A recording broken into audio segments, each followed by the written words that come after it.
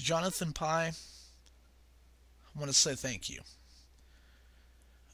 The quote that I provided, you're going to want to see more than just a quote. The video is linked in the description, and I have to say, though it is harsh, it's also a breath of fresh air.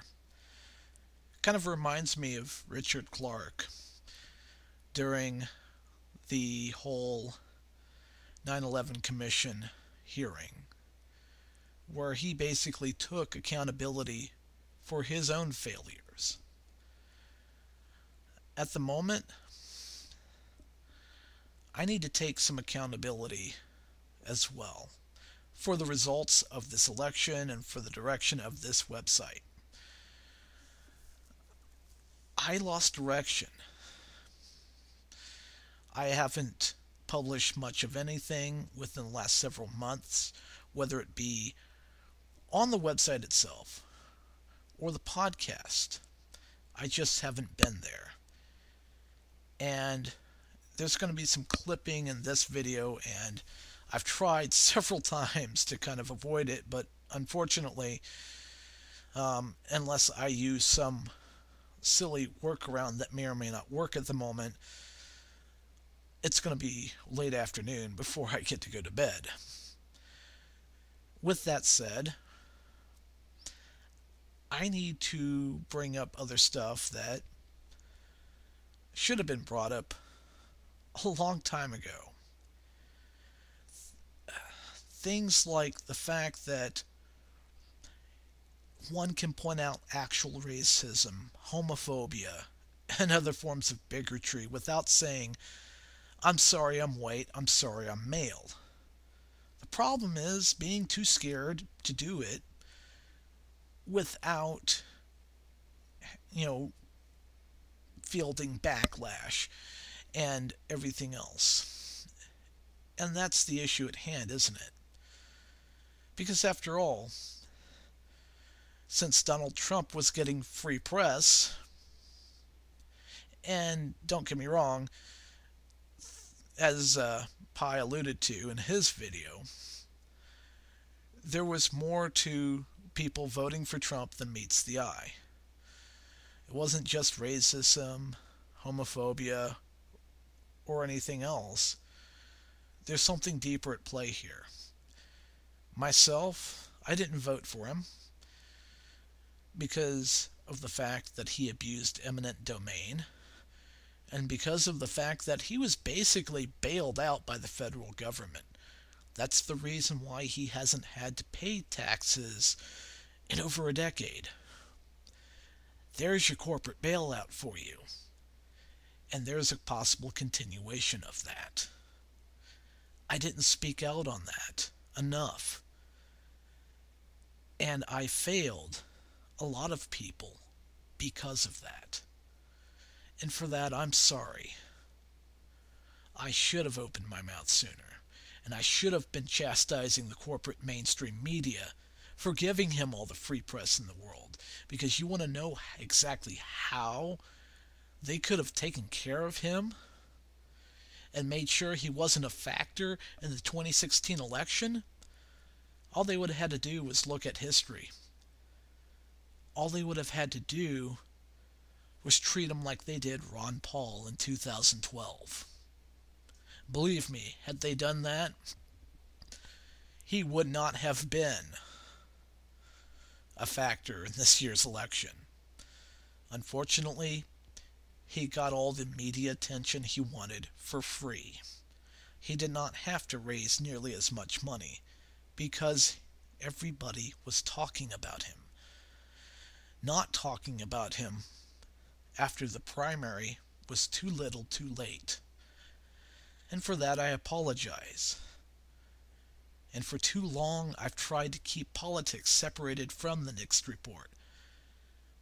But I needed to be reminded that a significant portion of it, the part where we cover overlooked pop culture, does entail things that are political in nature.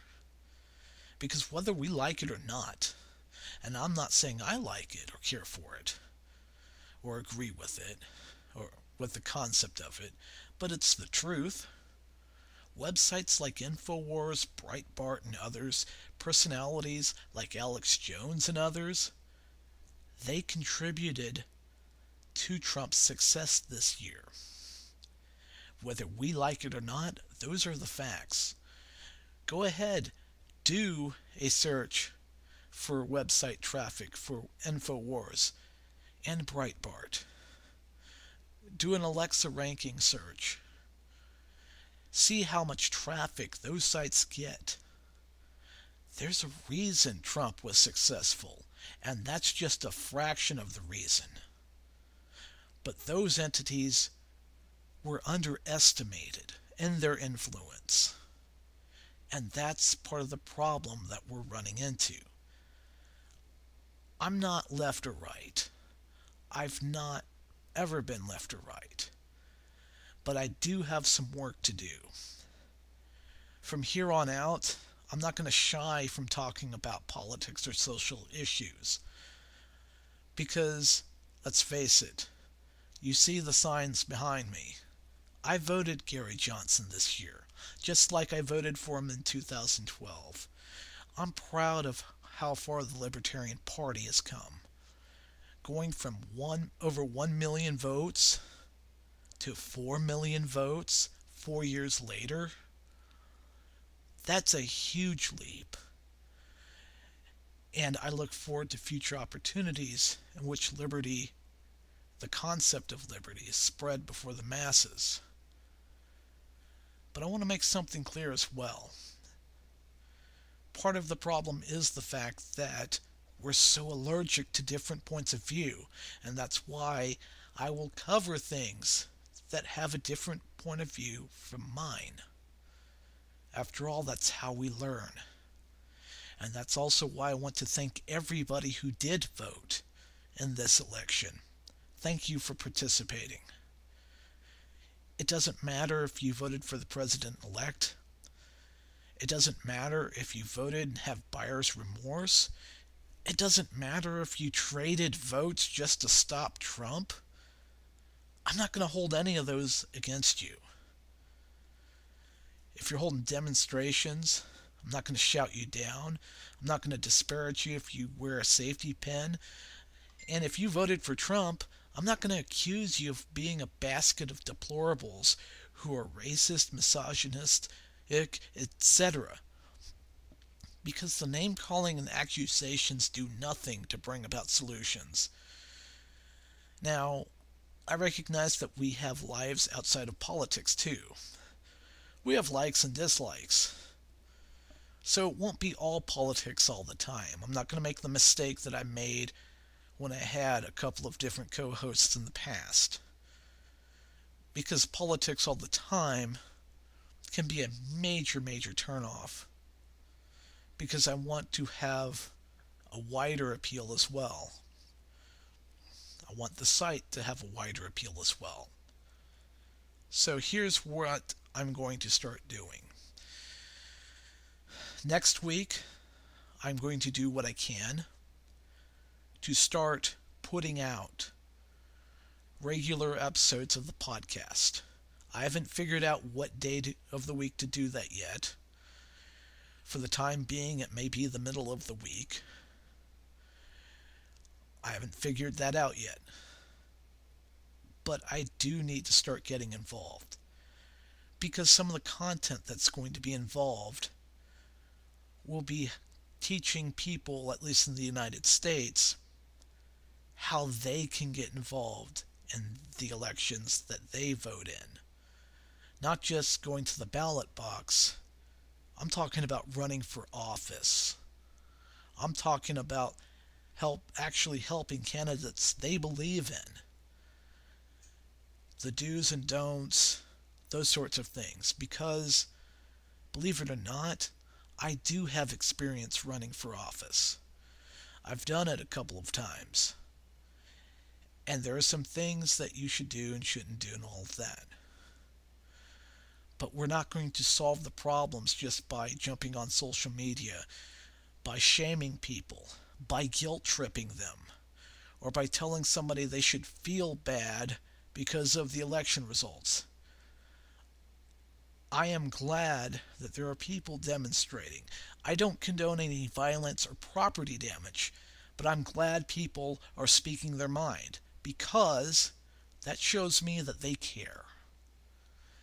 How much they care, I hope it's enough to actually get involved in the process and start reforming whatever party they did support but let them down. Because without changing a party, it's going to evaporate and leave a vacuum. I make no secret of the fact that I'm a libertarian and that I've been that way for a long time. On the other hand, I also recognize that at some point I'm going to have to work with people whose views are different from my own. And finally, I want to make this site fun again to do. And that's going to happen very soon. So until then, I want you to entertain yourself, educate yourself, and empower yourself. Because it's not my place to tell you what to think or how to feel. I actually just want you to care enough to have thoughts of your own. Thank you for your time, and again, I apologize for screwing up this year. Thank you for hearing me out.